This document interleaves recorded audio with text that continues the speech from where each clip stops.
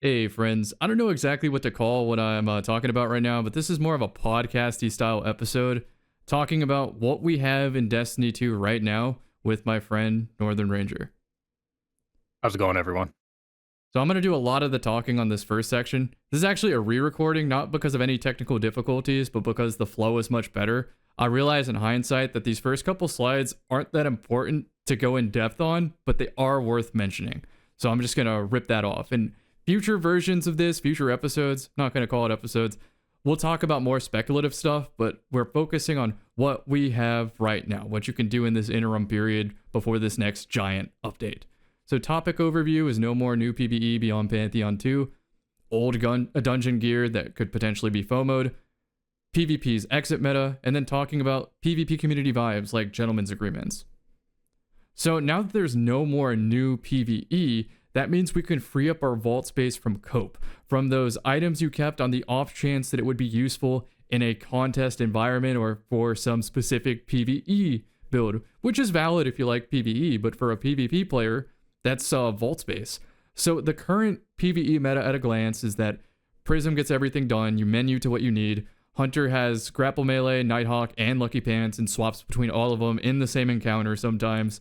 For Desert Perpetual farming, which you can still do right now, you can use Titans with Peacekeeper and Cuirass, and then Warlocks use double Rocket Pulses. Aegis, I guess our resident PvE expert, has a priority list of items in today's meta that you can see on the screen right now. This one isn't going to be commuter friendly for this topic, but for the rest of the video, it is going to be. So I would estimate you're going to save effectively 20 vault slots when you consider craftables, exotic collections, and roles that double in PvP, with a total of maybe 40-ish items in your vault. As for FOMO, you know that there's a chance that Bungie, for example, brings Fatebringer as a tier 5, but they forget to make it have explosive payload and precision instrument. So there's a couple weapons like this in the sandbox that I want to make sure you have in your vault on the off chance that they mess up and then never go back and fix it. And those weapons are Fatebringer with explosive payload and precision instrument, Prophet of Doom from Guardian of Salvation. It's a shotgun with the photo inhibition perk, which is very useful for killing warlocks and rifts. And you might as well make it to kill supers like bubbles and wells on the off chance that the bubble buff is significant. So the perks you want on it are Threat Detector plus Trench Barrel or 1-2 Punch. Ideally, just make one of each.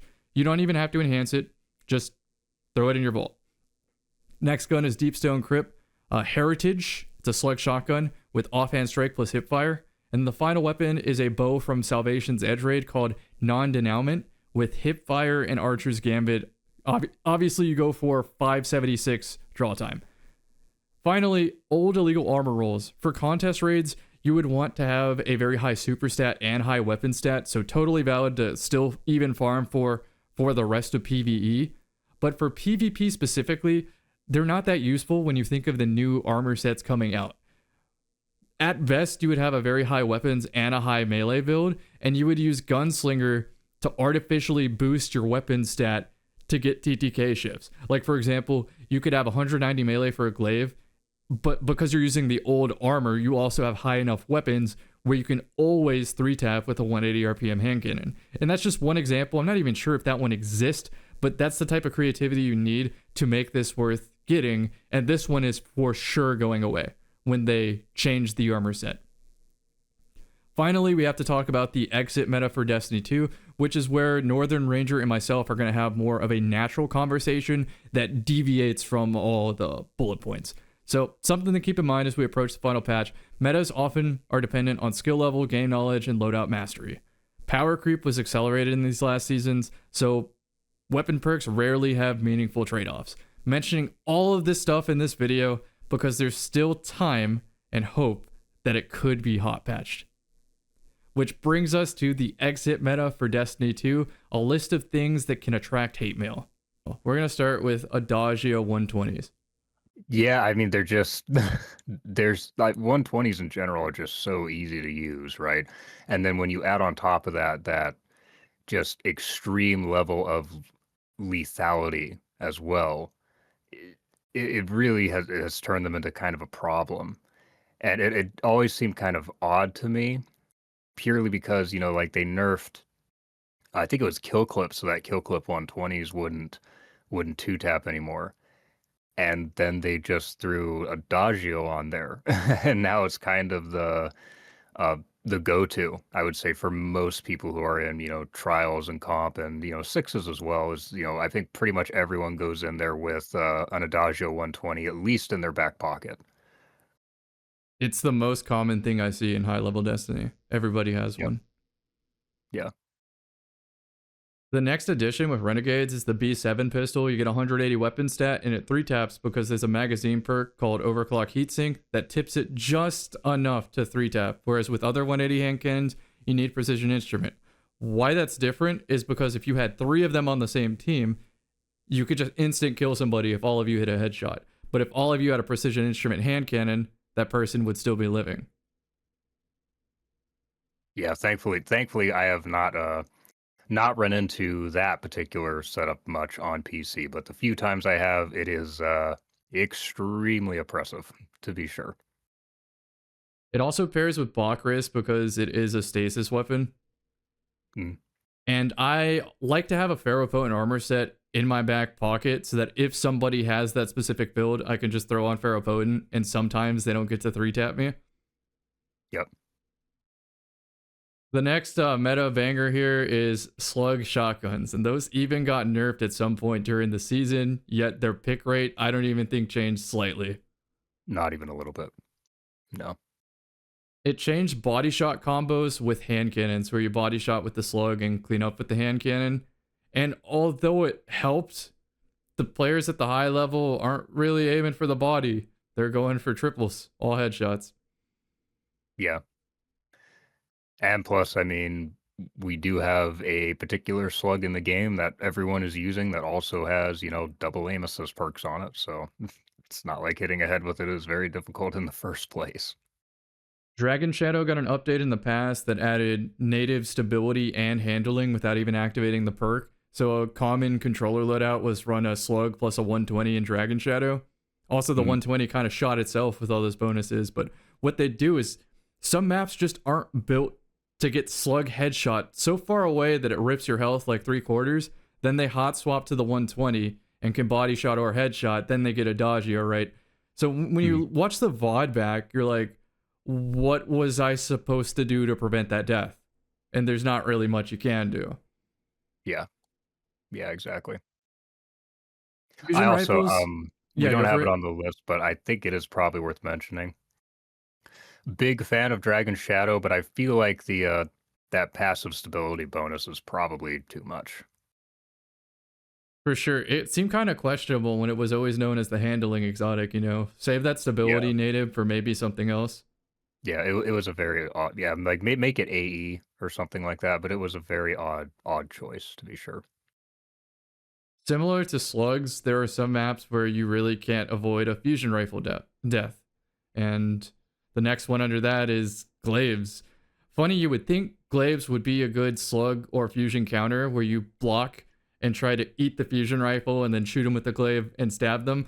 But that's not really how it works sometimes. They see you have the glaive up and they'll just slug swap to the hand cannon, you're dead anyway, jumping all over the place because you make yourself a physically bigger target, or they just slug melee you before your melee registers, and at best, you trade. So, not really good interactions there. However, it's still a glaive, so there's always a chance that you just swing the melee, don't even try for the block, and you teleport all over the place and they just miss. So that's why people use glaives. Yeah, I mean, I can't tell you how many times I've, I pull out the shotgun because there's a glaive running at me, and they will proceed to just teleport through the, wall of buckshot I'm sending at them and just kill me. So, Next thing about glaives is chill clip with Bakris. It's a very popular combo. It actually works against triple behemoth even, but you just tag them with the glaive once. You always have enough ammo where chill clip can proc. You just grab it around the map, green crates. In your next fight, shoot them, dodge, they're frozen, and it's the easiest cleanup kill. And oftentimes you can turn that kill into a damage booster of some sort and swap weapons, get a swashbuckler proc, etc. Very, very strong. yeah, yeah. and extremely annoying to try to fight. But that might be my prediction for one of the most effective builds for the rest of the game, like past Renegades. Yeah, easily. Easily. Knockout is getting nerfed in the future, but right now it's oppressively strong. It is, yeah. I mean, it has been for, I mean, God, dude, years now. It's kind of a shame it's only now getting addressed, but it's, I guess, better late than never. And I'm gonna kind of say the same thing I said. I think I might have mentioned it in the last episode, but in a game like Destiny, where melee fights just consistently feel bad, realistically, at least in PvP, there probably shouldn't be anything that boosts your melee lunge range because it's too much. Yeah, knockout other than the melee lunge is still very good. I think in yesterday's podcast style article reading, I kind of downplayed, like I was gonna switch off of knockout, but now that I think about it more, it's so good. It counts as a powered melee, so you make orbs of light, and orbs of light Mhm. can do all sorts of things like heal you, and it Yep. stacks with the knockout healing. So it's just like it's a 0 to 100 for meleeing people, and you get Yep. radiant because it acts as a powered melee on Prism. Oh yeah, no knockout. I mean, knockout is still, I think, going to be like the best overall choice for Titans.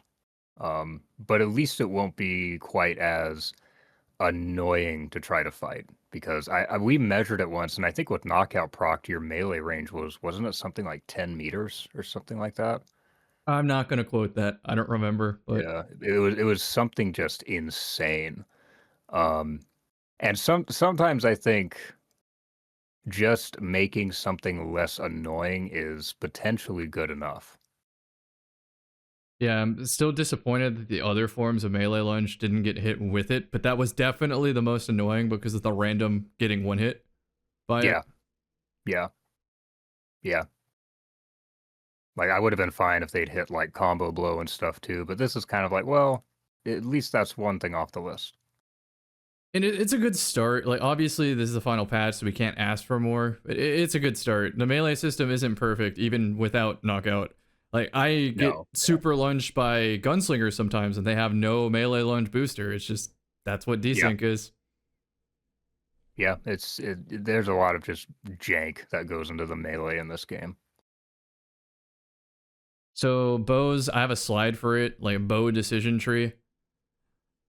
This is one of the easiest way to get hate mails. Destiny players hate bows, like everything about them. I don't get it, but I also kind of get it. I'm somewhere in the middle. Yeah, everyone knows how I feel about bows. But I think my comfort level to use a bow and not feel like I am forcing the opponent's hand would just be like the slightest nerf. Because when I throw on a bow, I kind of expect people to swap their entire kit to deal with it. Because they yeah, kind of do have to, especially Wishender. oh yeah. Well, it's one of the issues with some of the weapons in this game is they're these kind of like funny haha gimmick weapons that also prove to be intensely strong with the right setup. And it, it's one thing to have a weapon that's just kind of like, annoying and kind of a funny meme. It's another thing when that weapon is also very powerful.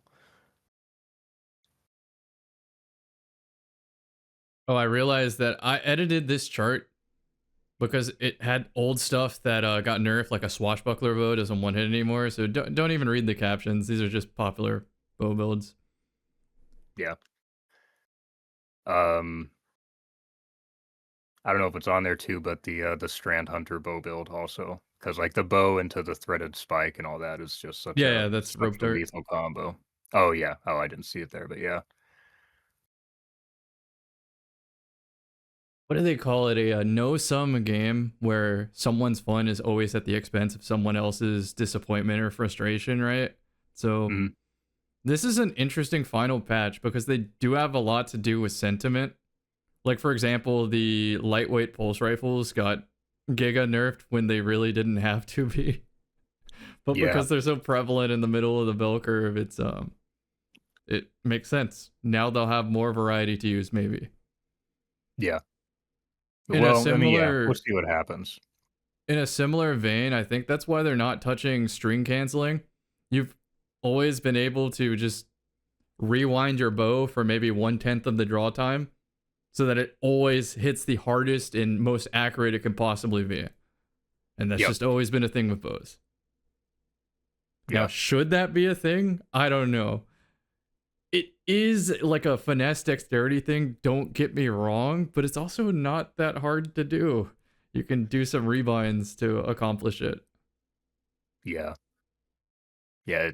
Uh, I don't know. Bows, I know, are kind of a touchy topic, Right, that but like I don't have a horse in this race. Like I'm going to string cancel if I use the bow, but I'm probably not going to use the bow outside of a competitive environment. yeah. I bows are kind of one of those things like we talked about before, where it's like I will generally avoid using them because I know how insanely unpleasant they are to play against. But I do like to keep one in my inventory in case someone else decides to pull one out. So, Hold on. Gotta go back. Next up is Final Warning. That's another one that attracts hate mail. yeah. Yeah, super annoying weapon to fight. It's an enigmatic gun, maybe is the maybe oxymoronic. I'm not sure what the correct word is here, but it's an auto tracking smart pistol, and yet it does have a learning curve to it. It's not just plug and play. But once you get through that Yeah, learning curve, it is brutal to deal with. yeah. And it's one of those weapons where it generally feels like there's just very little counterplay to it. Because once I mean once they it's not like a normal sidearm because once they get that lock too, I think it has like I mean it's basically hand cannon range once they actually get that lock on you. Yeah, it's best played on a Dawn Blade because they have all the movement and verticality. But you can play it Mm. on any class. I see it on Titans with Lion Rampant often too. Yeah, Behemoth is I think is probably the subclass I see it on the most with Titans. I guess my advice for counterplay with it would be to get an Omnioculus user on your team because when you're invisible, it doesn't seem to get the red box tracking, which makes their job a lot more difficult. Yeah, Then, if you really wanted to, you could also use a glaive block so you could survive with just enough health to make it into real cover, not the kind of cover they shoot around. yeah. I do also have it on, and I know that this got nerfed, so I don't know how good it will be come in PvP come uh June. But apparently the lightsaber with strongholds is a something of a hard counter to Final Warning. Because the if you're on like War Banner and you have strongholds, then the DR is enough that you can just tank a full Final Warning burst. That's interesting. Yeah. So maybe something to keep in mind. You do have to get to the lightsaber though, so we'll see. Mm, The next one is Cryosthesia, and I mean that one kind of makes sense. It attracts hate mail. A lot of the players don't just win; they rub it in. They'll freeze you, and then they'll hit in a mode or something, or they'll do a mm, 360. So doesn't surprise me, right? yeah. What's Also, up? Go for it. one of those weapons where you very much get punished if your teammates are bad. That's just what I was about to say. That's why Yeah. you notice it so much. Is because one person's gun is walling you, and you know if your team, by walling you, I mean like it's an insurmountable barrier to win. Mm, Unless your teammates quit the game, then you can win. But your yeah. teammates have to quit, which is so weird, right? It's like I don't really have a problem with the opponent as much. Just I wish my team would stop feeding them so that I could have a fair fight. Yeah. Yeah. I have even thought before. I mean, it's no secret I hate stasis, but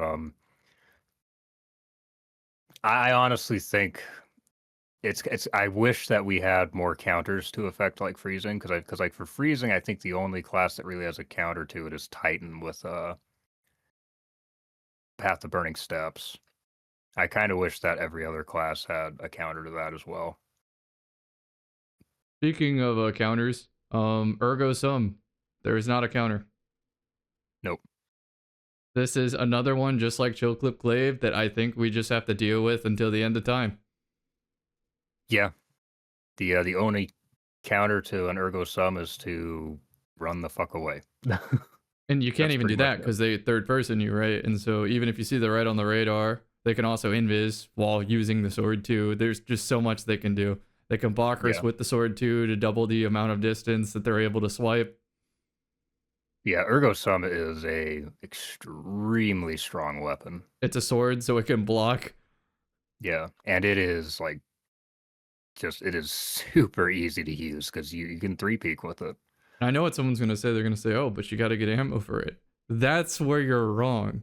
Players go into the menu when they're 90% of the way to getting ammo for ergo sum, so that they can guarantee they get it off the wall, Yeah, and or like let's they go for it. I would say let's be honest too. Like with crates and ammo mods and all that, it's not that hard to get to ammo in PvP. Yeah, a lot of players also just main a slug, and whenever there's a green brick naturally that falls on the floor, they just menu to the sword and swap to it. Yep. So overall, Ergo Sum is one of those weapons where if a player's at a certain skill level, I can watch the VOD back and have no clue what to do. Just Yep. feel helpless with it. Yeah. Even when I'm really trying to be valid here and try to think like Weave Walk or something, it's always so much easier for them to succeed than for you to do the defensive thing just to open up a true gunfight. It's just, you're working so much harder. Yeah. Oh, especially when they can three peek you. You know, they can see you're in weave walk. They'll be like, "Oh, that's fine. I'm just gonna wait until you go away." You Yeah, know. and then you're like, all right, now my teammates have a chance to shoot him in the side. Then both the teammates die to the damn sword. Like, just, Exactly. Yeah. and not even to mention, Exactly. what if there were multiple of them on the same team? Holy. Oh, I don't Right. think you could fight that. Right. Imagine trials where they're just going in a circle, collecting green until the zone, and then it's just you're Yeah. looking at red on the radar, but the second that your character physically looks a different direction, you're shot by a regular gun, and that's always Mm. been the problem. Yeah. Yeah. In a similar vein, Athrus's Embrace is a gunslinger exotic that makes the throwing knives hone in on home. What's the word I'm looking for? It gives you aimbot knives, basically. Like they will track you with the aggression of a Call of Duty attack dog. It is something else. And really, the only counter is glaive block ahead of time, and it's like in these awkward transitional moments in the match too. You look Mm. at the feed, you see if somebody has reasonably gotten headshot by something, and then you know the Athrus knife is just going to randomly fly somewhere into your spawn, and you just have to glaive block when you see it touch a wall. It's Yep. that's it. That's all you can do. Weave walk, perhaps, same thing as the glaive, and other defensive things like unbreakable, perhaps. That's all you can do. You can just pray. Yeah, it's an exotic with again just very little counterplay. It is extremely difficult to play against an Atheros Embrace. And you can also go into the melee stat with Athrus's Embrace and make it even more potent against damage resist too, Yep. where it guarantees its kill. And Yeah, because and the of game's course, not going anywhere, people are going to learn lineups, like true lineups with this now.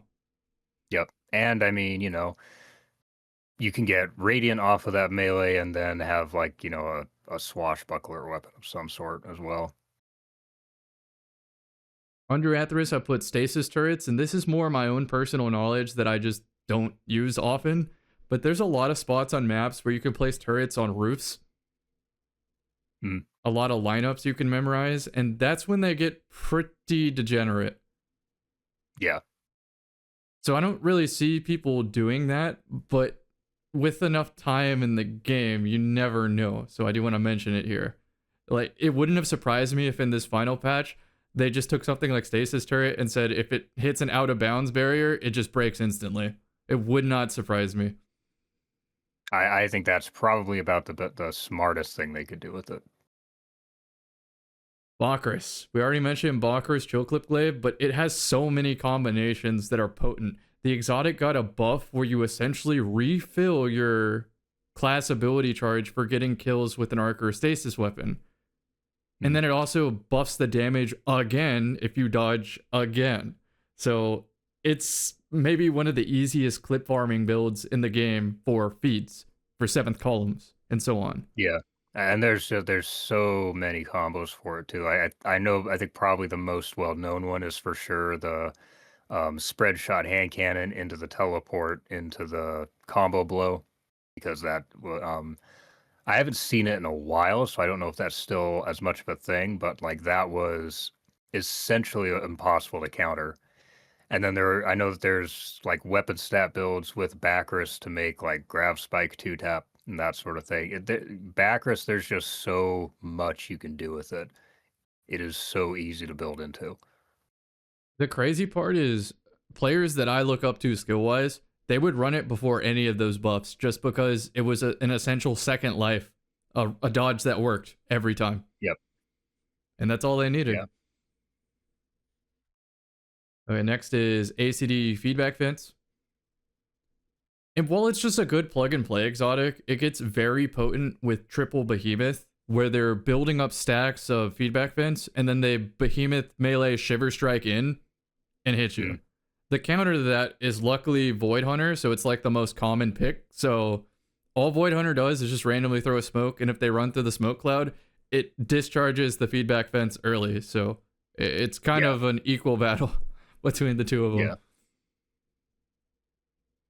Next is Voidlock, and yikes, it's efficient at what it does. I made a fully detailed video talking about all of Voidlock's competitive options, but the cream of the crop is Boots of the Assembler. Yeah.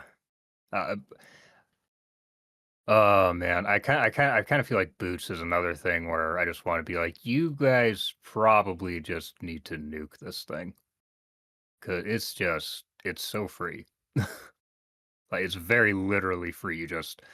You pop down a rift and you're pretty well good to go. You are You healing get your the rift back. teammates and giving them. You get the rift back. If your teammates are also on rifts, you get to use their rift to get your rift back, and so it perpetuates. And if you're on empowering rift, you're getting all of your abilities back, and complete just by existing, you are healing your teammates and giving them a like thermonuclear damage buff at the same time. So You get to it's just backpack too a much, second man. grenade and a second melee, so it's just like if your opponents are thinking, "Oh, we gotta wait out the healing, or I gotta wait for my own abilities to fight them," the Voidlock is getting twice as many. And it can Yeah. even be suppressor nades too, where they can kind of random lob the suppressor, and when they see damage, that's when they make callouts. So it gets very oppressive. Yeah, it's just too much, man. And especially if you mix in like a Lumina and a healing auto rifle or something like that, it's a problem. It's Right. really difficult to fight and extremely frustrating to try to fight. Whenever I make builds, I try to anticipate a mirror match. Like, what do I do in a mirror match? My only answer for Voidlock Boots of the Assembler is you switch off your Lumina and you put on Hawkmoon. And then you're just fishing for Hawkmoon perk. And, like, you literally can't play the game until you have Hawkmoon perk. Yeah. Yeah. And maybe or, like a Discord fusion or something, so you have enough ammo to keep doing it. I guess Malfeasance maybe too. Malfeasance was pretty decent against it. Yeah, I've done that before. Yeah, but outside of that, outside of those setups, I don't know. I hope you have a super, I guess. Don't forget that the more rifts they get, the more void souls they get, which keep people weak, right? So even without the suppressor hit, they can just do that. Yeah, exactly. It's just too much. I don't think Voidlock's pick rate is as represented as strong as it is in this like final trials weekends and whatnot. I don't think so either. I'm actually shocked that I haven't seen it more. But if it doesn't get hits, I know that the melee is getting hit by 60%, but even then, that's barely wounding its whole overall kit, you know? Yeah. In a year from now, I see that as a very absolute pick in the competitive modes. Easily. In a similar vein, Void Hunter is also very dominant, and it's dominant for both entry-level, high-skill competitive players and the most seasoned best players in the game. It's great for both of them, but for slightly different reasons. You can get very far in this game by just being invisible, sliding forward with the slug, and just having better reaction time than your opponent. And that'll get you Yeah. very far. That'll get you top 1% or farther if you're good at it. So Void Hunter lets you do that. But then on the tactician side, Void Hunter is the only way to get off the radar, and its kit allows you to flood the radar with useless information.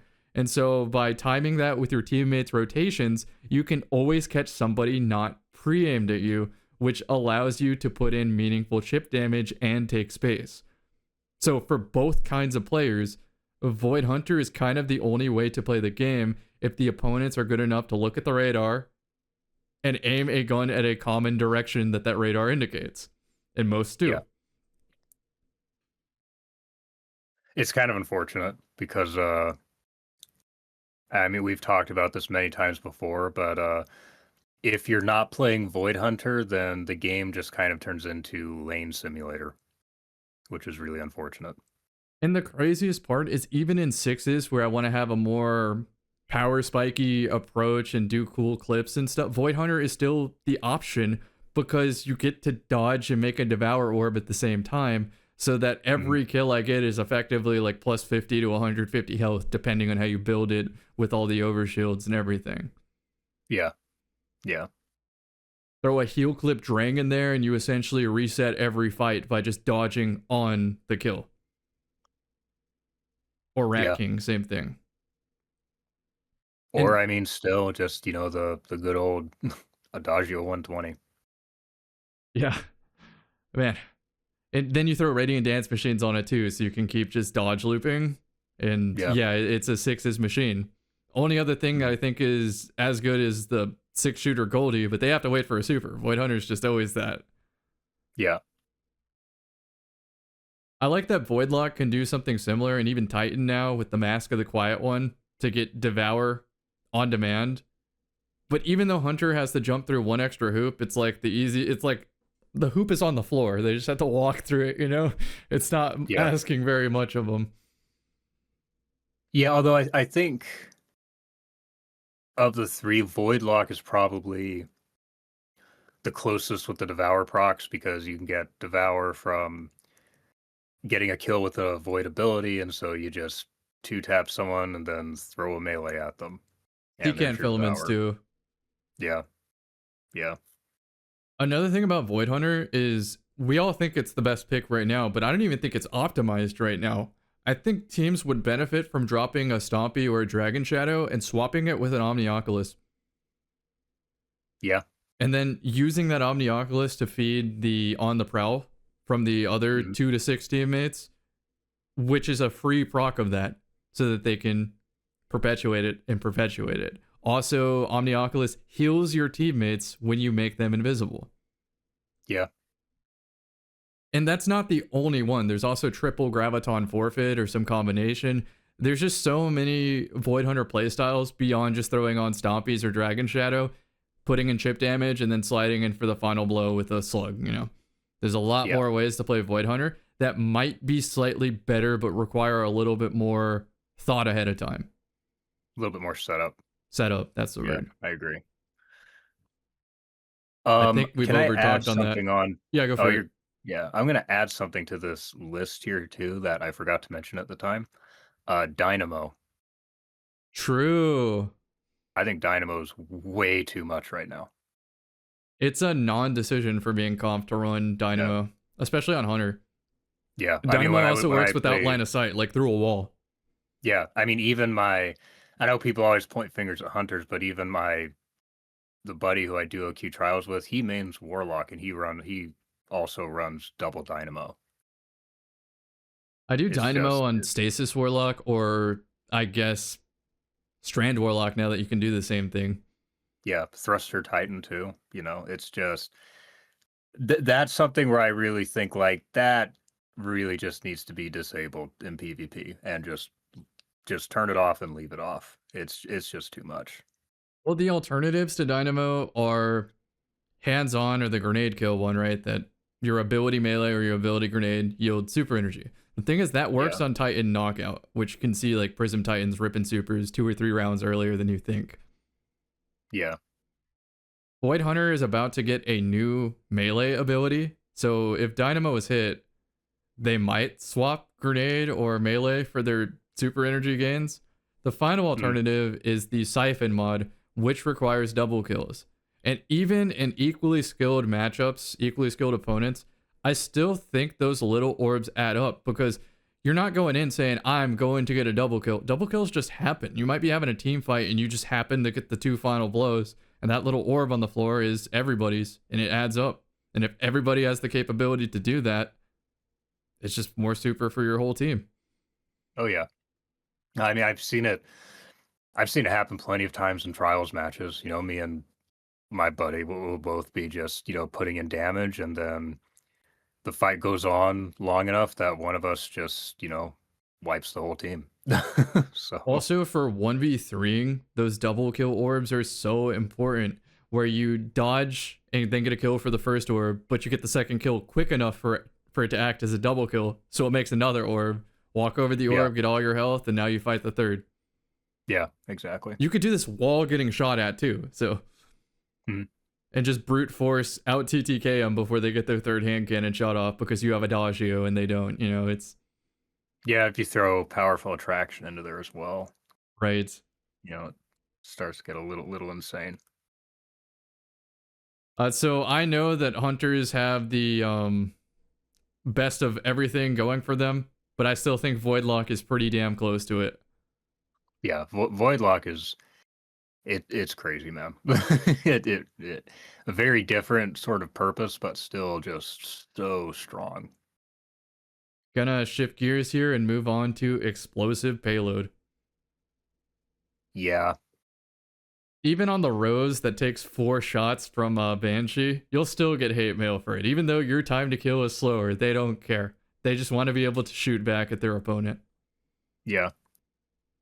I think honestly at this point the kind of flashbang effect annoys me even more than the flinch. And I play both input devices too, so it annoys me equally on both. Yeah, it's just such an irritating perk to fight. It does have its uses though, of like pseudo mitigating damage fall off, splashing the floor when someone's near cover, Mm, shoot to loot just being an easier shoot to loot experience because you can miss the ammo brick but hit the floor near it, splash it, and pick it up. mm. I kind of feel like payload though is annoying enough where I kind of just feel like they really probably ought to just kill it. But because like if again under the copium that we still have time here,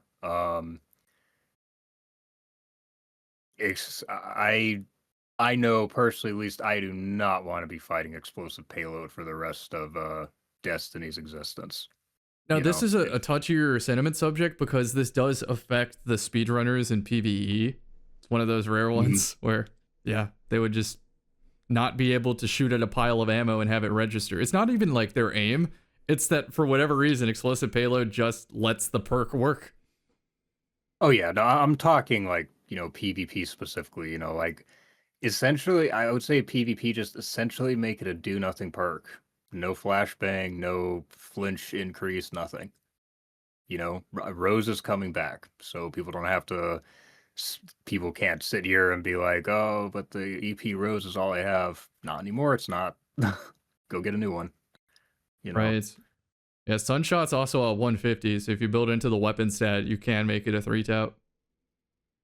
Yeah, but Sunshot, I view as less of an issue because Sunshot feels terrible in It is. PvP. It's low aim assist, so nobody can Yeah, hit shots with it. it feels The awful gun model when also compared don't like. I to. feel like it's, I know, ironic from an explosive payload user, but it gets in the way. Yeah, the recoil on it also just feels weird. I'm kind of like I'm not really worried about Sunshot becoming a problem in PvP at anytime soon. Last thing to mention is I think in PvE it also activates like attrition orbs and similar hit count perks because it's 2 bullets. In PvP, I guess it procs Zen Moment faster if you have an old illegal roll with that combo. Mhm.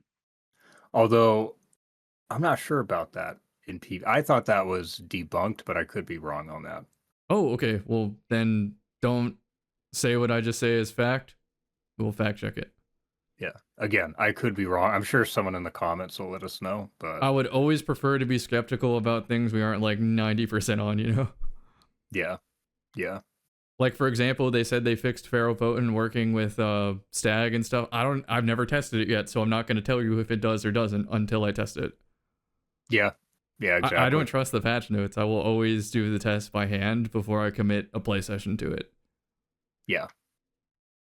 It Yeah. also Which helps is because in like games that aren't Destiny that have said they're having a patch, the patch notes will come out. Players will look at the patch and go, "Oh, this character is so much more playable," and then the devs will be like, "We never hit go on the patch. mm, You just think it's good now." So I never want to be got like that. I always double check. yeah, exactly. The placebo effect is real and true.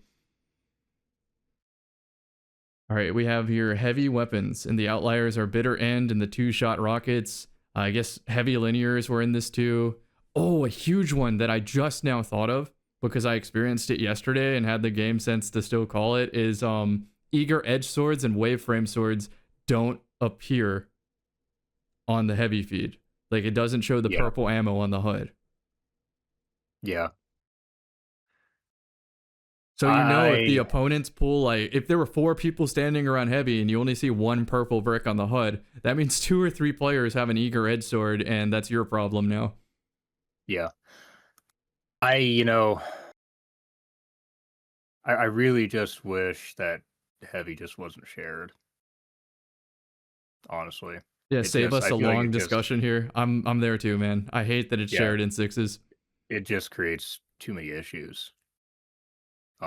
Not even just from the perspective of, oh, now you're fighting like four people with LMGs or whatever. It then creates this, emergency of, well, I heavy's up in 10 seconds, so now I have to lane up here and sit and watch it because I don't know if the rest of my team is going to have the wherewithal to fight for it. It's such an interesting playstyle I have to keep the match interesting for everybody involved. Because if I use too much of my kit to acquiring and using heavy ammo for potentially six players total on my team, right? Mhm. We'll mercy them. Yeah. But if I let them take power ammo, we'll get mercied. So it's this very thin line of quickly assessing the opponents and being like, do I waste it or do I use it? How do I artificially keep the match close enough for everybody to stay interested? Yeah. And on the topic of the swords too, I really I mean they're showing with the new arena mode coming out that they can do this. Swords for one, they just need to be first person, like everywhere. And I kind of wish eager edge tracking didn't work in PvP, I'm there to too. be honest. I like if it's going to be a movement tool, then let's just have it as a movement tool. Well, it also works on the hill, but I'm sure we'll talk about that again in a little bit. Mm. Next up is healing auto rifles. I've been seeing those a lot more often, but I doubt they'll ever break a trials report list Yeah, they're kind of one of these things where I think, I mean, I'm still because they're all for not them getting getting, kills. But I mean, like yeah, even on a popularity chart, which is what's equipped, I don't think they're ever hitting that. yeah. I would, I mean, hey, if Bungie does want to nerf them, I will sign off on that. But yeah, I don't really picture them ever becoming like a huge issue. I think partially because I think a lot of people just don't like using them, for various reasons. Maybe they do want to be getting kills, whatever the reason may be. I think most people just generally don't enjoy using them very much. Yeah, I find them a lot more usable when I play mouse and keyboard because it's like an arm workout, man. Constantly 180ing to heal your teammate or let them run under you as you jump behind them, healing them. So you do like a perfect bait and switch. Mm, It's an arm workout. it is, yeah. Yeah. Okay, I think the final bullet was your idea, so you go ahead.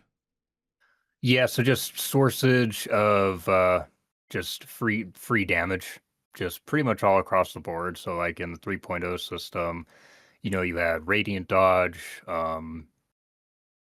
as well as with prismatic radiant melees, which I still feel like are kind of free because I mean I can put threaded dart on a hunter and get on a prismatic hunter and get radiant for basically nothing. And then also, target lock, precision instrument, head seeker, elemental honing, those sorts of things on the actual weapons.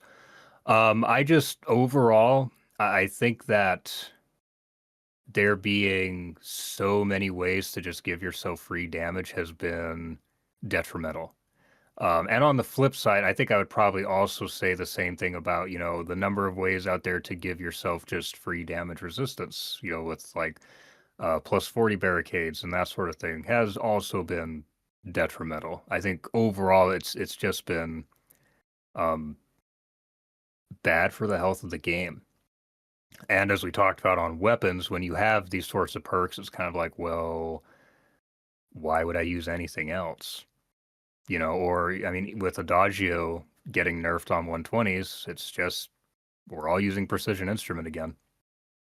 You know, if you see elemental honing or target lock on an SMG, or even if there's like kill clip or master of arms or something, like I think for most people, myself included, it's like, well, why would I use the kill perk when I have this other damage perk that's going to help me in literally every gunfight I get into? Um, so I just think overall, just the free buffs have just been bad for the health of PvP as a whole. Yeah, I feel like bloat is the main problem here where there's so much stuff in the sandbox because I can kind of see the vision the devs were going for where it's like one boost damage, one gives an overshield, and they kind of cancel each other out. But it's out of all the damage boosters, out of all the defensive things, there's always an outlier that is way easier or more cost effective than everything. And in Mm. Destiny, there's a trend of like stack 3 Void Titans on the same team, you know. You would think it'd Yeah, be better to have a Radiant Hunter there, but for whatever reason, it's better to just stack the same 3.0 because they all leech off of the command perks and what's it yeah, called, where they're volatile and they give health back when you shoot them. yeah. Well, and also because with like the going back to like Lightfall, right, with the plus 40 barricades, you can give your entire team an overshield, right? And And it's a and it wall. gives you and it's a wall, it's cover, right? And I mean, it wouldn't like if you actually told me that when they were planning on bringing Igneous Hammer back, it wouldn't surprise me if in the meeting room they were like kind of like, oh shit, these Void Titans are kind of becoming a problem here. How do we deal with this? And I could see that being how Precision Instrument came to be. But on the flip side, I'm like, just nerf the barricades, man. Yeah. Don't take. Overall, I do see their vision. I do, but it just there's Yeah. too many variables now to make it feel harmonious. It's kind of like I've talked about before. I feel like this is also part of a wider issue, which is we have this kind of like absolutely massive kind of like rock paper scissors thing going on with Destiny PvP. Um, to such a degree that I've kind of talked about this before, but when you run into a match where you're seeing a lot of these sorts of things, it kind of makes Destiny go from feeling like a really good first person shooter to a really poorly balanced fighting game. Or just a really poorly made Yeah, fighting what game. was the like champion discussion in PvE a couple years ago? It was the expression lock and key, where it's like not that this is necessarily difficult, but all you need is the Yeah. right key and it unlocks. And that's kind of how my loadout feels. Is when I see something on the enemy team, you kind of just make sense of it real quick, and you switch your loadout to be the exact antithesis to it, so that you can play the game.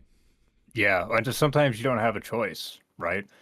It's like you see a weave lock warlock on the other team, and it's like, oh well, shit, I better swap the final to conditional finality. That's exactly it. It's I Yeah. understand their build has fun, and again, it's the zero sum of well, their fun comes at the expense of frustration. Your fun comes at the expense of frustration. But Mm. when the swaps are this simple, it's just like, could we just both agree to not use those things and have normal gunfights Yeah, and honestly. skip this step? So I get It's it. just I think there's just too much going on with all of this, but it is what it is. I also think this potentially like is too much information for newer players to where it intimidates them. They don't have to learn like a college class on, subclass interactions. They just want to shoot some things. Yeah, exactly. Which it's I'm very much of the opinion that and PvP has kind of reached this weird point of complexity with all the build crafting and different verb interactions and all that sort of thing. I'm kind of the opinion that PvP was just healthier back when your average loadout or your average quote unquote build was gun plus like speed boots or handle exotic and mods for gun. And that was like your average PvP loadout. Because part of the reality is if you want PvP in a game to be healthy, um, it has to be something that will pull in players from outside your little sphere, right? And so if I bring a new player who's never played Destiny before and I throw them into Crucible, right?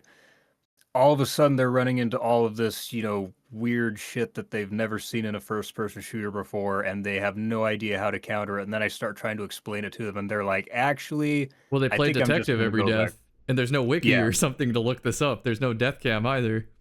Yeah. And then they're just like, actually, I think I'm just going to go back to COD. And I can't blame them because a lot of it is annoying to try to deal with. It's like, I constantly have to try to fit as many bullshit counters into a single loadout as I can, but I can only fit so many into a single loadout, and I only have so many loadouts in the game and all that. Oh Um, man, I mean, since we're doing podcast style, let me just explain my answer to that. It's preloading the vault. So on Dim, I mhm, would have maybe 5 competitive loadouts. Not loadouts. I can even probably drag it on screen right now. Is you see how mhm, I have like a full set of comp weapons here, 1, 2, and 3. I can't mhm, equip that many in my inventory because it's filled, right? So the yeah, overflow goes to the vault. So that means whenever I go in game in the vault, it sorts it by newest to oldest. So the newest things in my vault are ready to go. mhm, So if you just use dim, unfortunately, it's just not fast enough from looking at what the opponents are in the roster to playing the game. So you need to preload your vault so you can skip the dim step. mhm, And it matters. If you're playing against triple weave walk and you don't have conditional, you lose. If you play yeah, against triple void lock with boots of the assembler and you don't have hawk moon or malfeasance, you lose. And there's yep, so much stuff in the sandbox like that that I truly do need up to 50 weapons to deal with it. yeah. And those aside, right? It's like, oh, I just matched triple void titans. I better have a PI 120. Oh, it's getting late in the match. I better have that Vorpal Rose ready to go. Oh, these Oh guys are well, triple bubble, better have a Cerberus ready. yeah. Oh, look, the trials objective moved to a long range lane. I better make sure I have a scout rifle ready to go. Oh no, I'm playing cheaters on PC, you better grab Wish Ender. Yep, or glaive. It's just too much, man. It's too, and I really think that it's hurt PvP because like if you're a new player, especially if you're someone who has potentially wanted to just try out the game's PvP or looking at all this, and like I think for most people, their thought is going to be, I really don't want to deal with all this shit, and they're just going to go play something else, and I don't blame them.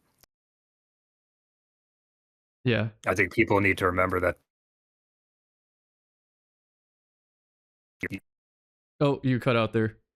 Oh, I was saying, I think that for your average and even most of your really high level first person shooter players, they just want to shoot stuff, man.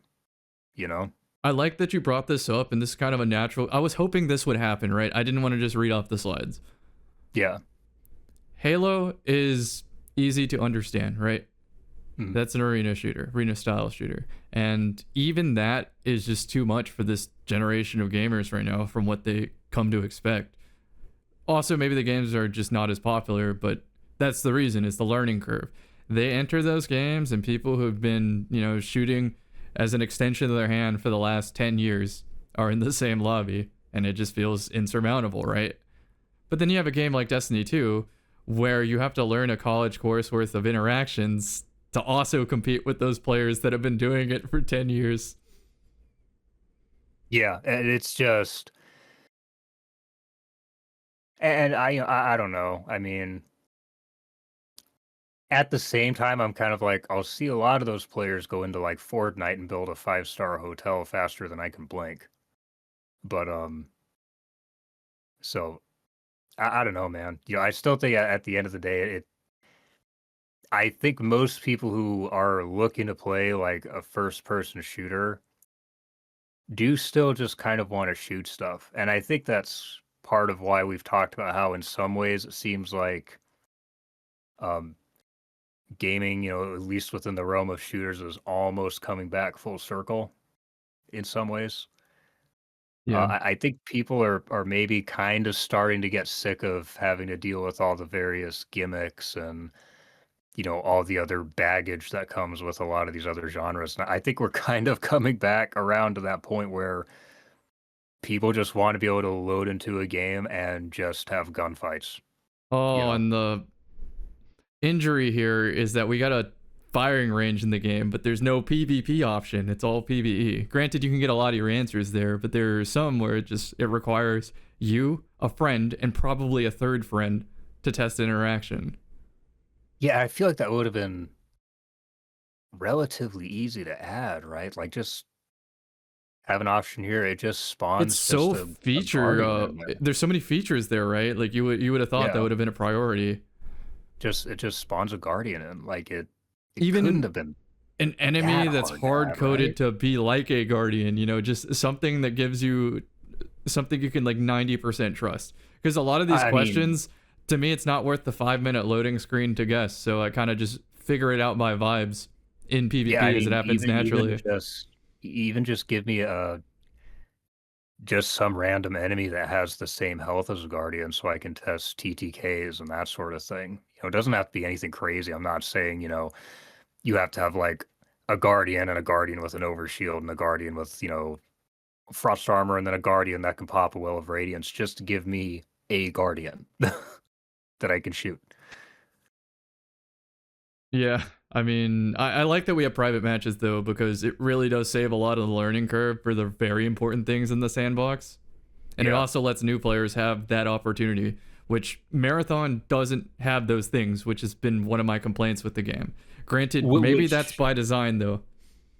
yeah, but the fact that it doesn't have a shooting range is like, it's just shocking to me. Because I mean, not even just for extraction shooters, that's become like, at least within the realm of the shooters where you can, have full control of your loadout. Like, it's kind of just standard issue now, right? Call of Duty has it, Battlefield has it, Destiny has it, Tarkov has it, Gray Zone has it. Like, it's just so common, man. It's one of those things where I'm like, how do you miss this?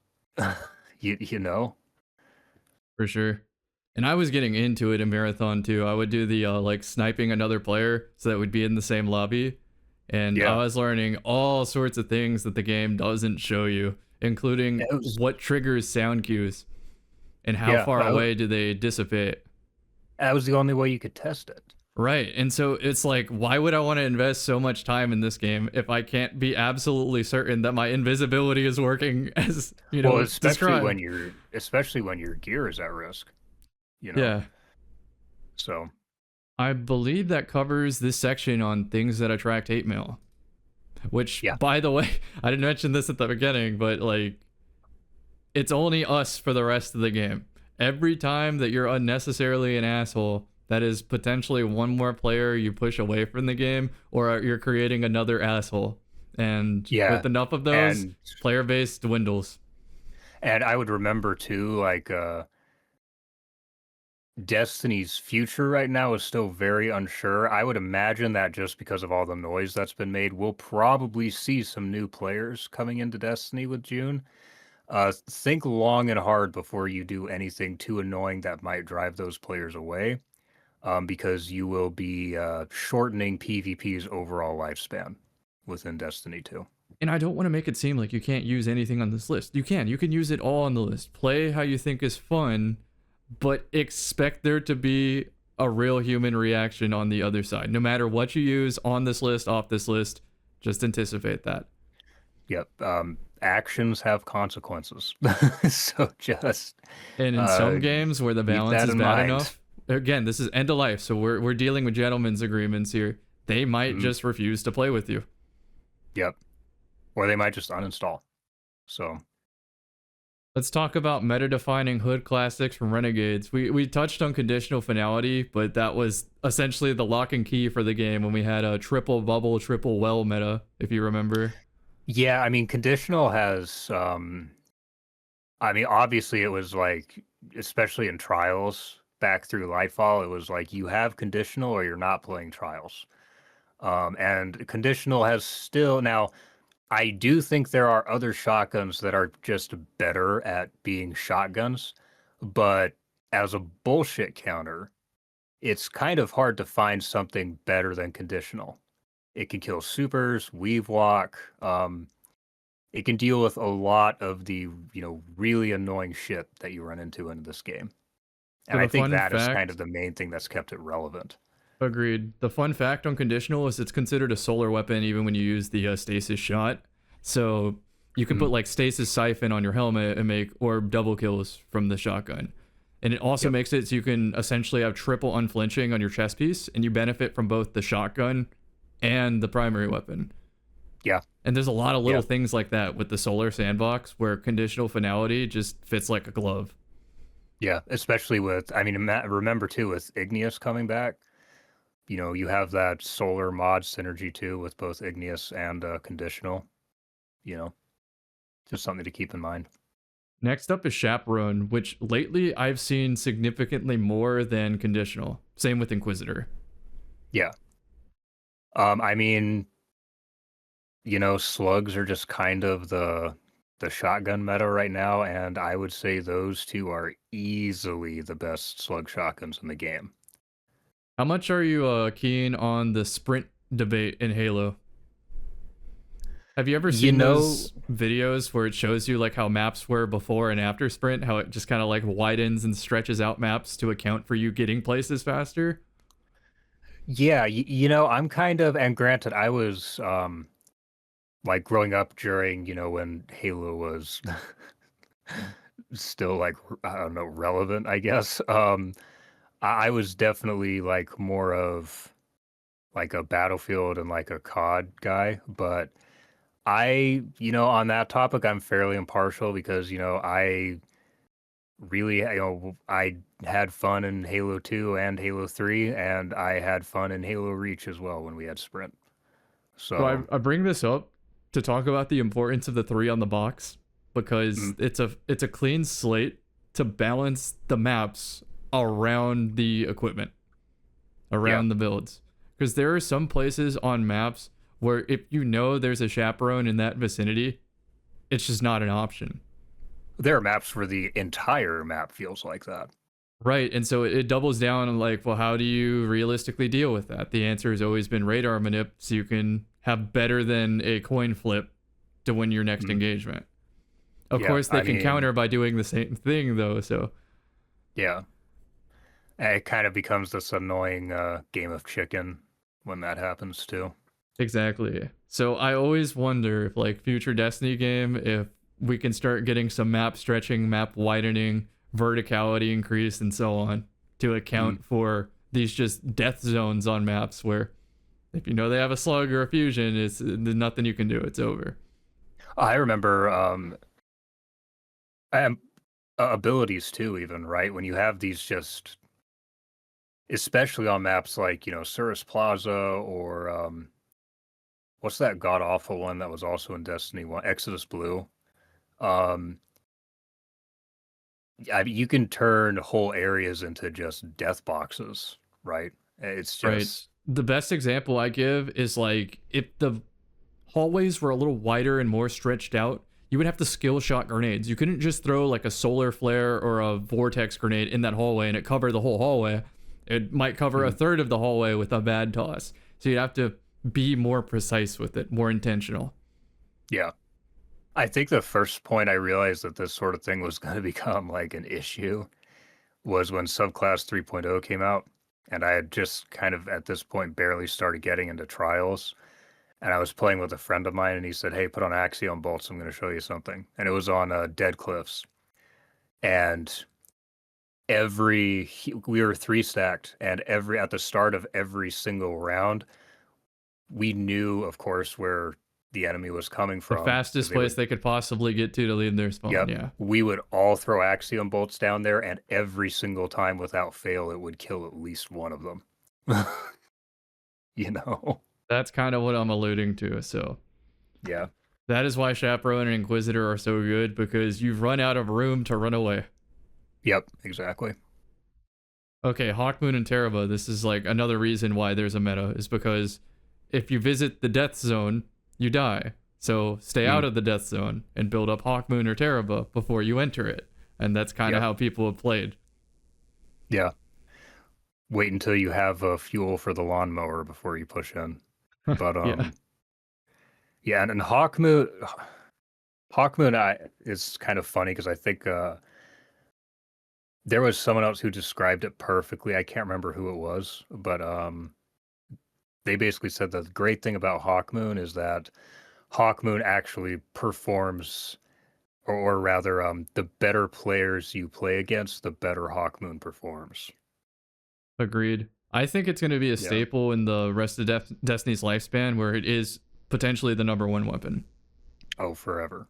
Yeah. forever. Yeah. Because Yeah. it's like a combination of crowd favorite. It makes the game playable when meta characters are involved, Mhm. and it sounds cool. I think the sound matters, the Oh, yeah. aesthetics matter on it. General aesthetics, which is funny because, like, personally, I can't stand how Hawkmoon feels, but I fully understand why so many people love it. It's got good skins too. Oh, it does. That one, like a kind of tactical skin on it is sick. I do have that particular skin, even though I never use Hawkmoon. I just thought it was too dope to not have. So Teraba is 16 zoom, as according to Destiny Item Manager, and that matters because when I play mouse and keyboard, I like keeping the zoom flush between all the same kinds of weapons, and it breaks the rule on SMG. Most SMGs are 14. Teraba's like an Mm. auto rifle, so it gives you almost this Call of Duty like experience where you build up the perk, and on M&K you can just flick between targets and get the .33 time to kill in the body like on repeat. Oh, yeah. Like, if you kind of like we were talking about with trace rifles, if you're like one of these like hardcore like aim trainer types, Teraba is going to be one of your guns. You It will feels farm with it. electric to succeed like that. By the way, it's Yeah. you And essentially Teraba's, fly into a room and you can clear a room 360 degrees John Wick style in a game mhm. that's not supposed to have that kind of time to kill. And Teraba also, like, man, it just feels so good. I mean, it might be the best feeling submachine gun in the game. It It just is feels so good to use. it is build crafty too, where you can use weave walk and build it up while you're in weave walk by intentionally eating trip mines and stuff like that. Mm. Yeah, yeah. It's just it's such a good gun. Right, out of the Hood classics, the next one is maybe top 3. Vorpal Rose. This is in Oh, every easily. competitive lobby. Right Yeah, around a certain minute mark where supers are high likelihood, everybody switches to their Vorpal Rose. yep. I mean, hell, dude, I'll tell you, even in sixes, like with roaming supers being as, um, as common and as strong as they are, there have been play sessions where having a Vorpal Rose literally just made the game feel playable. I hope that the new tier 5 Rose has Vorpal on it, because it's one of those guns that I would want an absurd kill count on, because I know I Yeah. never have to swap to it. I can just use it the whole game, and if there's a super, it's done. Yeah, same here. I was a little bit bummed that Spare didn't have Vorpal again, honestly. But maybe we'll see it again on the new Rose. I hope so. Over the last few days, I feel like we talked about Adagio 120s too much, so we'll just skip that Yeah, one. we But can move past that that. was the meta. That was the number one of this era. Next is Cloud Strike, and it got nerfed at some point, but it's still one of the most picked. Yeah, I mean it's a sniper rifle that, for all intents and purposes, gives you free collaterals. So it's it's a strong choice for I think fairly obvious reasons. And funnily enough, it's also one of those guns where if you have stupid teammates, Cloud Strike is going to punish you too. So, Yeah, I feel like sweat on my body when we're trying to double or triple cap a zone and it's like 80% there, and I see the teammate doing the shuffle out of impatience to peek and put some exit damage. And in your brain, you're screaming, like, don't do it. oh, dude, I can't tell you how many times I've had matches like in trials and comp and stuff where like I've peeked a lane, I see a sniper glint, I immediately back up, and then my fucking blueberry decides to just hard peek that lane and I get to die too. So it's just uh Drang and other exotic sidearms. We talked a little bit about Final Warning and Cryosthesia already, but I put all of mm, the exotic sidearms in that tier. Maybe they don't cause the same amount of mental damage, but they're all very mm. effective. Yeah, they're all just so strong. And And Drang even is in that tier, which is why it's there. oh yeah. And even I mean even Traveler's Chosen, right? You get that sidearm TTK and then it's also giving you your abilities back and everything. And on The Voidlock, exotic since you got the items are just double amazing. abilities, right? Traveler's Chosen Yeah. gets even more value because you're always getting something back. Yeah, yeah, the exotic sidearms are just insane. They are Yeah, as crazy. a newly controller player on the competitive side, these will get you to max rank in comp because sometimes in console land, the other players just aren't using them for whatever reason. So you just get to tear for, 100 games in a row. Yep. I'm Yeah. surprised at their pick rate, is what I'm saying. I'm surprised I don't even see them more frequently, I feel like on PC. I mean, it's, I get that they don't feel nearly as good on mouse and keyboard, but like you can plug in a controller on a PC, you know? I've had many old firing range discussions on like sidearm balancing and submachine guns and Mm, being adept at both M&K and controller and being like, well, why can I hit all my shots with an SMG on M&K but miss most of them with the sidearm and even sidearms with similar zoom like rangefinder and a zoom mod and whatnot? It still just feels like an impossible task. it just feels off for so it's very it is difficult to try to explain, but it just sidearms just do not feel good on M and K. Now And they I wish I did could explain change why, the but they just camera. don't. They changed the camera on Rat King, and I have used that Yeah. on MK since, and it is a lot better. But even then, I'm still. Destiny 2 is ending, it's dying, and I don't have the answer to why do SMGs feel free but sidearms take effort on MK? Yeah. I mean, and the funny thing is that I think that's part of also why precision frame hand cannons feel so bad on M and K is because they feel a lot like just very slow firing sidearms. So, and I The don't up know and down why. of the recoil too, blocking your sight is a big one on why I don't use them Yeah, on MK. it's just yeah, I don't know. I wish I had like a good explanation for it, but yeah, I sidearms they just don't feel good on Stupid mouse and wish list keyboard. in the options menu. Can they please let me have like transparent gun models? you know? Yeah. Well, I mean that is one of the I think honestly if you're on M and K and you're fighting a sidearm, um if we're talking like primary weapons, your best pick is probably a spread shot hand cannon. Real, yeah. Yeah. But yeah, anyway, a controller player with the sidearm versus a like Kovacs tested M&K player, I'm giving it to the controller every time. Oh, At 1000%. least in like an aim Yeah. duel. In like the entire match, it's different. I always say M&K has a lot of intangibles that people don't consider.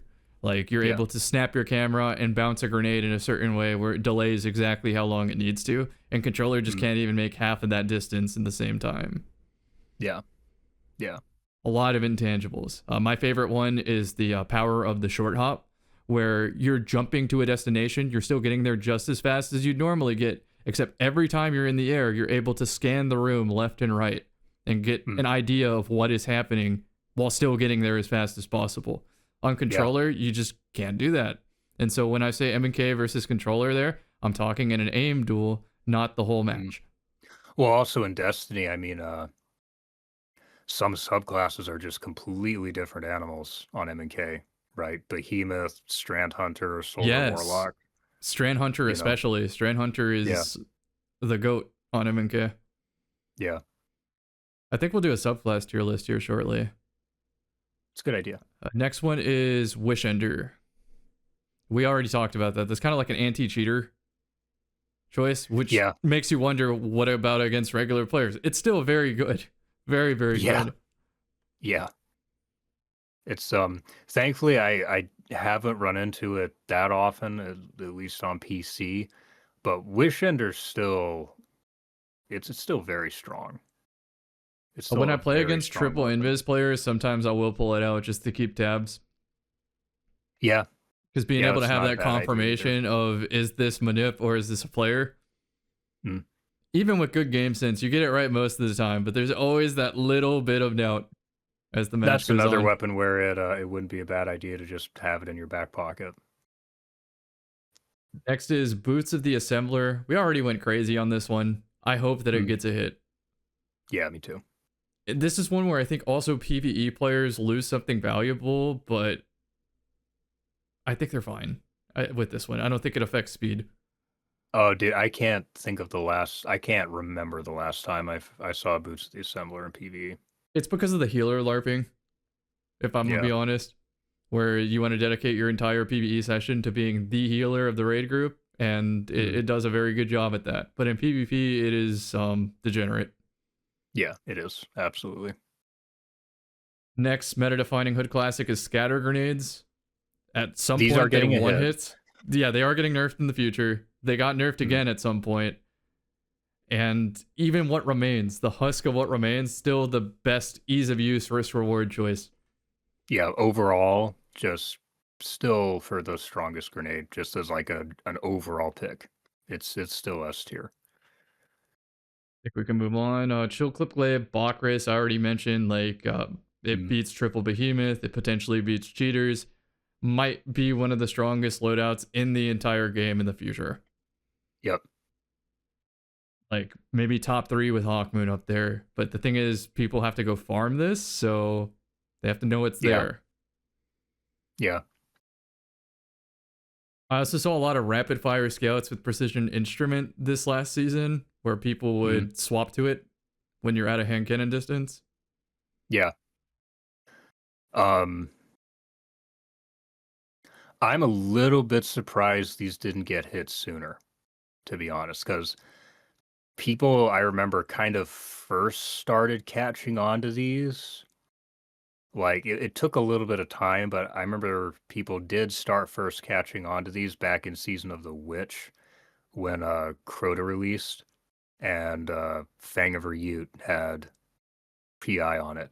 And they've since then become, dare I say, something of a Crucible staple.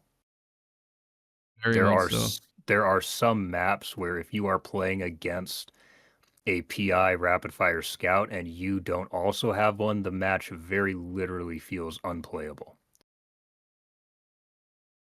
The next bullet point is Dragon Shadow buff. We talked about that already, but I want to especially mention controller console land, where Dragon Mm, Shadow kind of overtook Stompies at one point just because of the shooting experience.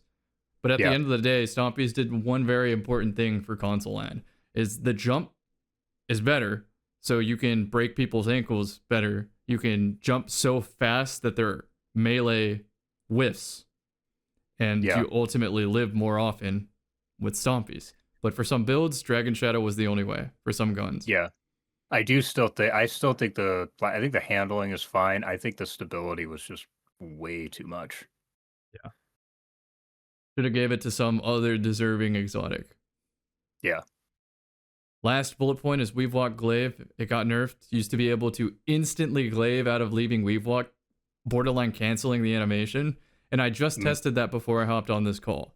And it is nerfed, but that doesn't mean it's not usable. You very much can still run a hand cannon, a sniper, and a glaive on Weave Walk, and you still can pull a fast one on people with the glaive. yep. And also the Daimo Suffusion helmet is still annoying. Yeah. It's yeah, I don't know, man. That's one of those exotics where I was kind of like, what are y'all doing? You know, I am it's like hoping that the exotic and abilities articles we're about to get hits both of these soon. I do too. I do too. Yeah. Right. Subclass tier list. You can take this one entirely if you want. Um, I would probably under S tier. I would also have on there. I would probably put M and K Behemoth. Okay. Honestly, it's like just on its own. I can't edit it, Just but like pretend I edited. yeah, just because like I mean yeah, there's the super annoying like triple stasis, Yeah, but you mean overshield individually, spam. like a Kovac Yeah, style player is playing with cryo slide, hits you yeah, during the entire whip, and then and I feel like overextends that's 180-degree behemoth shiver strikes backwards and is gone. yeah, like if you're playing someone who like is actually a good player and they're one of these players who where they know behemoth inside and out, and that's just their thing. You will know because first off it's going to be really hard to even shoot them, and second off it feels almost impossible to fight because they will be closing distance on you within the blink of an eye. It's just in the right hands. Behemoth is an extremely lethal class. It's very, very strong. I hear you there. I'm gonna read this all out then for the commuters. In S tier, Mm, we have Void Hunter, M&K Dawnblade, any Bakris Hunter, M&K Strand Hunter, Triple Stasis Titan with now M&K Titan by mm, NR, and then Void Warlock on S tier. In yep. A, we have Stasis Strand and Prism Warlock, all same tier. Then Mm, Arc Prism Void Titan, all same tier. Prism Hunter, and then Solar Hunter specifically in sixes where the golden gun goes crazy, and that part of it is getting nerfed in the future. yeah, yeah. Although with the nerf to knockout, maybe Arc Titan gets moved to B tier. I don't know. That is possible, yes, that is Yeah, possible. because part of me is kind of like, why would I ever use Arc Titan when I could use Prism Titan and have the best melee in the game and still have knockout and have Glacial Quake, which is probably the best super in the game for Titan. I think the Prism stocks are about to go up because of the slide distance armor set bonus in the future. Yeah, Like yeah. you're able to run Dragon Shadow and Coyote and slide distance all on the same build now. That is nuts for Prism Hunter. Oh yeah, for sure. Yeah, by the way, the prismatic class item on Hunter, Dragon Shadow, inherits the full capabilities of Dragon Shadow. It's nuts. Does it Uh, actually? I didn't know that. Okay. I thought it was still like a diminished version, but that's good to know. and the Coyote still gets the raw two dodges, but without the Reaper. Yeah. Yeah, I never understood it either, but they did it. Mhm. Okay, so final slides I think are about gentlemen's agreements. And this is just what keeps Crucible playable from game to game, community to community. Not everybody's always going to agree on these. It's mostly a like a Mhm. majority rule. But I often, for example, the first bullet is six stacking. I do see six Yeah. stacks, but I don't see six stacks of like top 100 tournament grade players that often because to them it probably gets boring, and to the opponents it is beyond insurmountable. It's like they might Yeah. not even get a single kill. Even if there's a single top 100 on the enemy team, it's still not enough to make a difference. Yeah. Well, I I've still six stacked occasionally, but it does get boring because your matches will go one of two ways. Either you mercy in the first, minute and a half, or you're just playing 6v6 scrims constantly. Um, and it's just not a very pleasant experience. I tend to find that kind of becomes the case if you get above typically around three people, sometimes four, depending on the night. Um, On the but same if you team, go, yeah.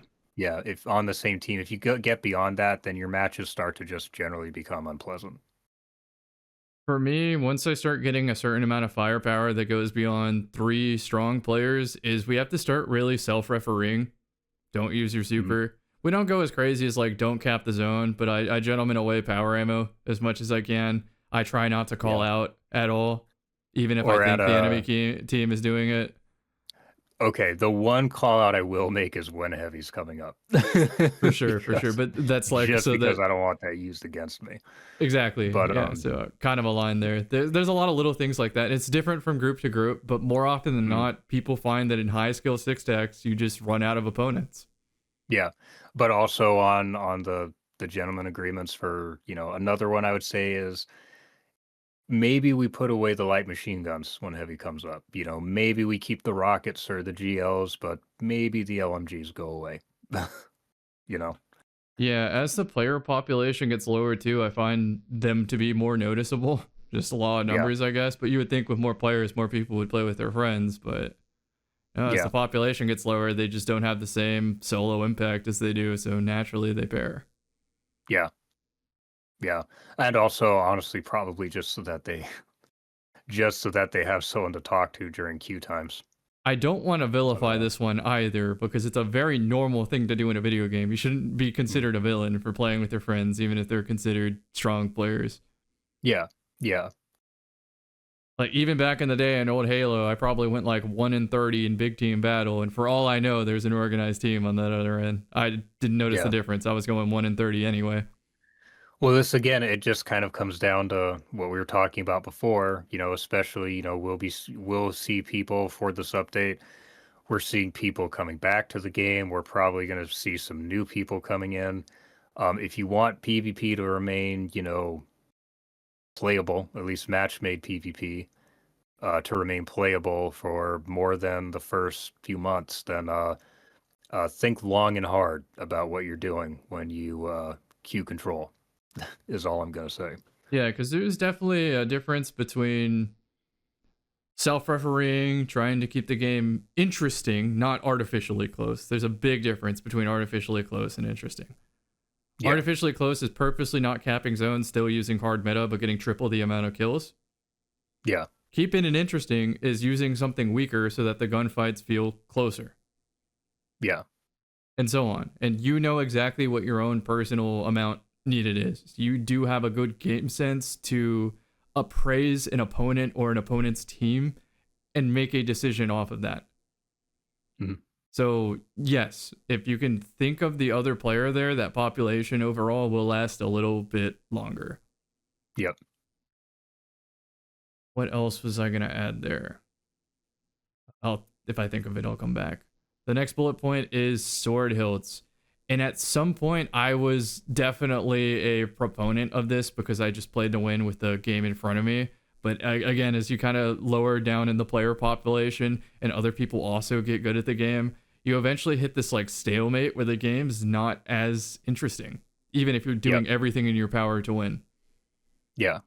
And the Yeah. third person camera adds a lot to that because I'm going to be real, there are better third person games than Destiny, like night and day Mhm. difference in terms of how they're balanced. But when you add third Yep. person to Destiny, the game kind of falls apart. It does.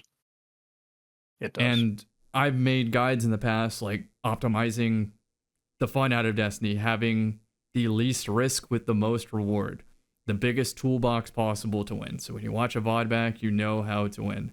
And if you're using a sword hilt and your opponent is not, you have a much better chance of winning. But when you're both Yeah. using sword hilts, that's a giant wrench now. Now you really can't tell yourself what you could have done to win Yeah. because Exactly. it becomes more team based again, less self agency. Mm. Yeah. But I noticed that there's a large group of players, I'll call them movement kids, that use the eager edge sword hilt for movement, but it still does the third person kick and it acts as like a second hunter jump. So you can like stompy jump off the map, but also eager edge back on. Mm. There's also other things that aren't sword hilts that give you an advantage for radar booster or threat detectors and other stuff that I've also used and still use to this day. So no Yeah. one's really going to agree on all of these Everybody's going to have a slightly different idea of what the fun or honorable or nice thing to do is. Hmm. And I guess we do have to take them on a case by case basis, but you're always going to hit this moment where you feel your villain moment where you want to crack and Hmm. maybe the 7th six stack you saw in a row, the 10th Hmm. person to sword hilt you. Eventually there's just a moment where you have an opportunity to be mean, and I would just say you can't do that anymore. You don't have a second Yeah. chance. This is the rest of the population. Yeah. Yeah, exactly. If anything, take it to private matches. Yeah, honestly. We're gonna Please. find that the arena mode is gonna suffer from this too until we start seeing more common gentleman agreements. Because that Hmm. mode, as good as it is, it's definitely thrown together because we haven't playtested it. So the players are gonna be the glue that keeps it playable. Yeah, exactly. If somebody wants to win at any moment in those games, they will have the answers to. Yeah. And one of these answers is menuing. And we talked about that previously in like the Renegades meta and swapping to, conditional or Vorpal Rose or something. The Vorpal Rose is a very common menu, but you can get disgusting with menuing in this game. For Oh example, yeah. you could switch to a slice weapon before you use your class ability. Then when you're off Hmm. cooldown, switch to a non-slice weapon so you can keep getting advantage. You could Yeah. switch Or power I mean, weapons to pull the exact type of power ammo that you need for a given situation. yeah, or I mean, even when we had trials on I guess would be Midtown, when you would get that long outside lane, it always shocked me that because I would just, that was back during when lobby balancing was at its worst in trials. But I would always just swap over to a scout, and it always shocked me that I didn't see more people doing it. So I was like, it's right there, you know? Yeah, if Um, you're playing to win, menuing it comes with the territory. That's what you do to yeah, win. Same with the sword hilt yeah, too. If the sword exactly. hilt's allowed in comp, or in trials, you do it. Yep, exactly. Ergo, so menuing was pretty big for getting an advantage. But I mean, you could also menu Wish Ender in a pinch. There's just Yep. so many. I Vorpal can Rose. obviously think of more, but I'm sure the viewer Yeah. can also think of some villainous swaps here. Yeah. I mean, Vorpal Rose. I know probably everyone watching this keeps a Vorpal Rose in their menu for that reason. So, I guess my problem with it is twofold. It hurts the readability of the game, and it also hurts the deck building of the game, where it's like you crafted a loadout. Now that you have to consider everything in your vault at any given moment, it's kind of a different choice. mhm. Because when you craft a loadout for not swapping, you have to think of how it deals with long range, with close range, with instant kill weapons, and every build in the game. And you want to give yourself the biggest toolbox possible to have a chance at anything. But as soon as you can menu, you just choose the absolute best tool for the job in front of you right now. And that, it Yeah. just ruins the fun to me. But not everybody agrees with that. Again, this is all different gentlemen's agreements. Yeah. Exactly. And again, it's well, you have that golden rule down there too. Yeah, you can read that.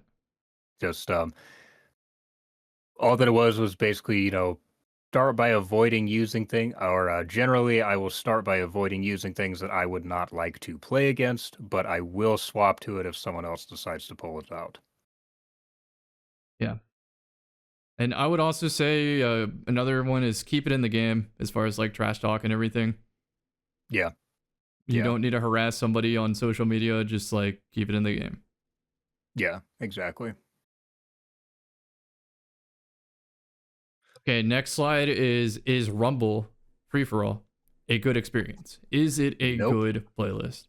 Why Nope, no? it's terrible.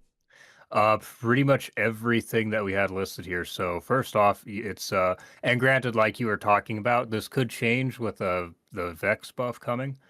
But for now, it's basically PK Titan the game mode, Invis Drang or Last Word comes pretty close to that.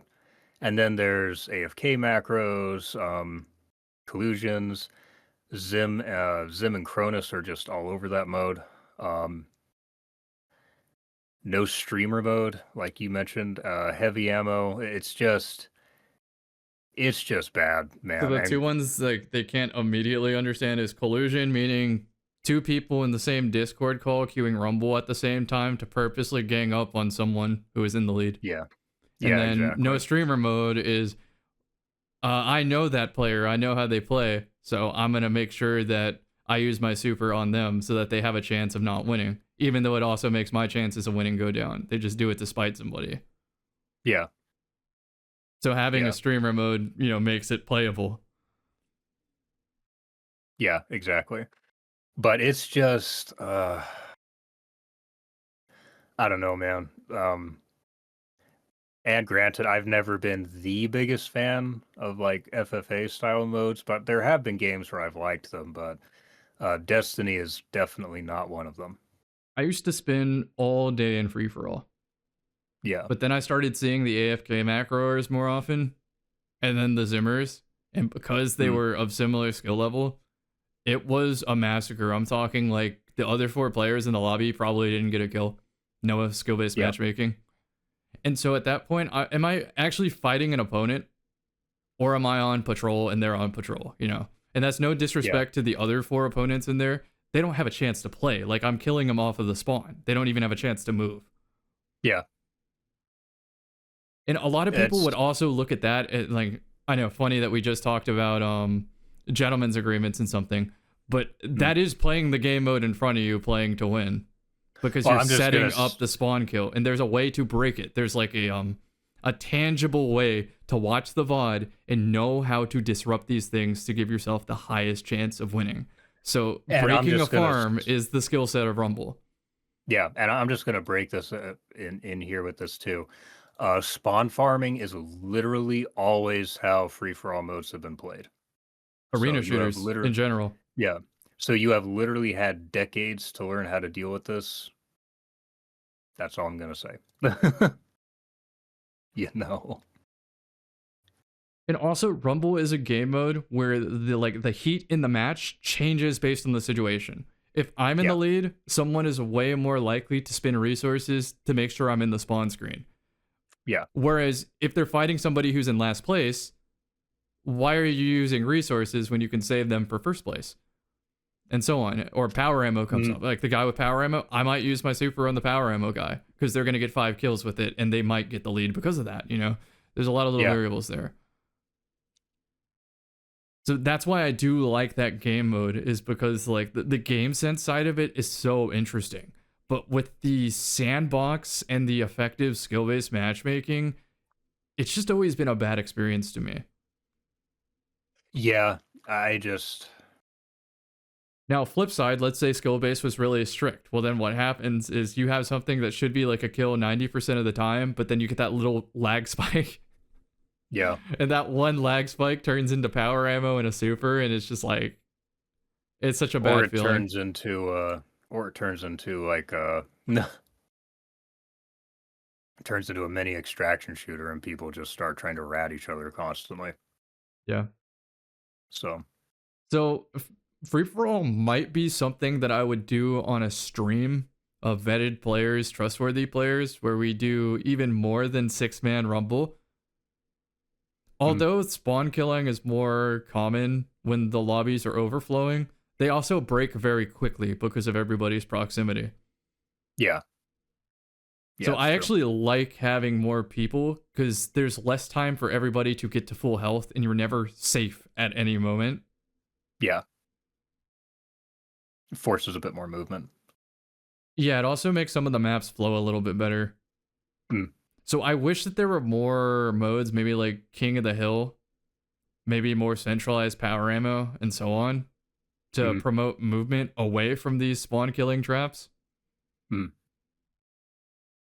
So I mentioned all this, like again, pipe dream, maybe Rumble can get a last update. Yeah, exactly. Some of these things are part wish lists as much as anything else, you know. So Yeah, like I don't expect him to play streamer mode. I don't, but it's yeah, valid. Speaking of wish list, yeah, this is our, I think, final yeah, slide. yeah. Here we go. So if you want to fire off yours, then I'll do one of mine. Yeah, a 150 RPM lightweight hand cannon, preferably with spare rations or dire promises model. As you put it, a real Mindbender's ambition, meaning one that just doesn't suck. A 900 RPM auto rifle. People are gonna hate this one, but I don't care. A return of the 600 auto rifle meta. I love that meta. Had a really good time in it. In parentheses, the wish list is not serious, silly. So it's just like it's a wish Yeah. list, you know. N- You're thinking of you. Chances are, like, none of these are gonna happen. Well, like, okay, like maybe Mindbenders comes back, but none of the rest of it's gonna happen. A Suros regime catalyst that doesn't suck. Um, a Dustrock Blues return. A return of the checkmate ability cooldown penalty, the 50% one, not the 30% one. The OG special ammo meter and a heat weapon shotgun are some of the ones that were on my wish list. For me, I put Gemini Jester restored because the previous change wasn't very healthy to them. A Hmm. Cryoslide being tied to sprint again because it's jarring to not have control over it like that. Explosive payload disabled. Shared heavy and sixes gone. King of the Hill Rumble. And then for last word, the catalyst being Vorpal or the opposite of one for all. The perk's going to be called all for one. Every time you switch a target at max RPM, it ramps up the damage so you can effectively kill 3 targets in one last word magazine. It's more Hmm. of an M&K change, but I feel like it would be so sick to hit clips with. Then 120 hand cannons get reverted to 110s. Maybe You nothing can have that changing on my that wish too, list too. for sure. And then finally, Titan Yeah. and Warlock having radar manip from neutral. I don't care if it takes an exotic to achieve this. I've just always felt that I'm not as competitive on Titan and Warlock in a like a pickup sense. I can't just join a random team and have impact without an Invis Hunter being there to make plays for us. Yeah, I think especially, I think, funnily enough, I think the place personally where I feel that the most is on Titan, because in theory, at least, Titan is kind of the class that's meant for making those, W key really aggressive plays. And it gets really tough to do that when everyone always knows where you are. Right. Well, anyway, this was. I'm not gonna call it an episode because I'm trying to hit the like clickbait algorithm title and whatnot correctly, and I think that just does better. Even snippets of this might appear on a clips channel or something. So we're gonna be doing more of this in the future, but on different topics. This is the what we have now, and we might do more speculation in a future version. Yeah. So thanks for appearing on here and shooting the shit with me, Northern Ranger, and I look Oh, this forward to was doing fun, it dude. again. I'm enjoying doing these. These are fun. And for real, the I might have said I'm re-recording the first half of this one Mm. because it was kind of lower energy and slower than it needed to be. And around Yeah. halfway in this discussion, we started having tangents and breaking off the list, and that's more what I expected with this. So if we go Yeah. back to the beginning with that same energy, I would think it's going to be a better take. Okay. Cool. So I think that's what we did. And friends, thank you so much for listening. I hope you had a safe commute and got your chores done. Take care, everyone.